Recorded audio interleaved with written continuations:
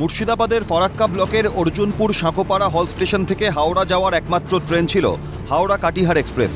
কিন্তু করোনাকালে লকডাউনের পর থেকে অর্জুনপুর সাঁকোপাড়া হল্টে হাওড়া কাটিহার এক্সপ্রেসের স্টপেজ বাতিলের নির্দেশ দেয় রেল কর্তৃপক্ষ। ফলে যে কোনো কাজে হাওড়া যেতে সমস্যার মুখে পড়তে হয় বাসিন্দাদের। হাওড়া যাওয়ার অন্যান্য ট্রেনের স্টপেজ নেই, একমাত্র কাটিহার এক্সপ্রেসই ভরসা ছিল, কিন্তু সেটাও বন্ধ করে দিয়েছে রেল কর্তৃপক্ষ। অভিযোগ বারবার জানিয়েও কোনো সুরাহা হয়নি। অবশেষে ফরাক্কা রেল ওয়েলফেয়ার অ্যাসোসিয়েশনের কনভেনার সৈদুল আলমের নেতৃত্বে বিক্ষোভে নামেন স্থানীয়রা। হাওড়া কাটিহার এক্সপ্রেসের স্টপেজ ও স্টেশনের পরিকাঠামো উন্নয়ন সহ মোট 10 দফা দাবিতে রেল অবরোধ করেন।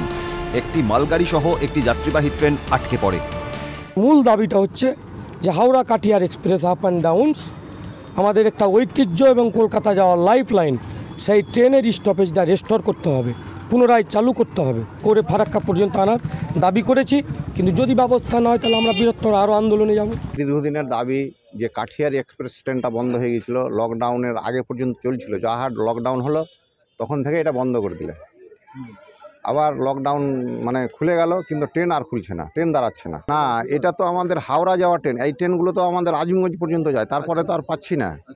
আজিমগঞ্জ শেষ, কিন্তু আমাদের তো ব্যবসার জন্যে, চাকরির জন্যে, ডাক্তার দেখাবার জন্য আমাদের কলকাতা খুবই প্রয়োজন। কী কারণে সরকার বা রেল কর্তৃপক্ষ এখান থেকে ট্রেনটাকে উঠিয়ে নেওয়া হলো লকডাউনের পরে, সেটা কেউ জানে না। অনেকবার আমাদের মালদা ডিভিশন ডিআরএম ওখানে অনেকবার আমরা অনেক রকম লিখিতভাবে মুখে বলে অনেক রকম আমরা বলেছি, এখানে দেখিয়েছি যে আমাদের এখানে কোনো ট্রেন নেই কলকাতা যাওয়ার জন্য।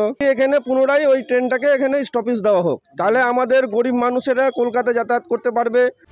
দ্রুত সমস্যা সমাধানের আশ্বাস দেন মালদহের এডিআরএম। हम कोशिश करेंगे, डिवीज़न कोशिश करेगा, डीआरएम साहब से बात हुई है, इनकी मांग मिलेगी, इसकी व्यवस्था के दूर किया जाएगा। इनकी जो समस्याएं हैं, पानी की व्यवस्था है और कोई व्यवस्था है, दूर की जाएगी। ঘটনাস্থলে পৌঁছয় পুলিশ, রেল পুলিশ। প্রায় 1 ঘন্টা পর পুলিশি হস্তক্ষেপে ওঠে অবরোধ।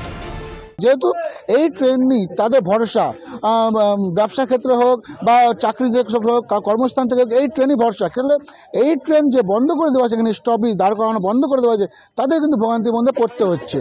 মুর্শিদাবাদ থেকে শিবা সরকারের রিপোর্ট, ক্যালকাটা নিউজ।